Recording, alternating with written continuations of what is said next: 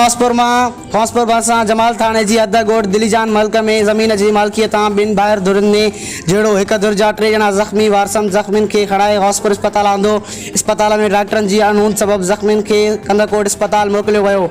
वाक़े जे ज़ख़्मियुनि में उस्ताद करीम बख्श मल्क, हाजी रहीम बख्श मल्क ऐं एहसान मल्क शामिल आहिनि। वाक़े जो केस दाख़िल न थियो, धुरनि में छिकताण वारी सूरत हाल आहे।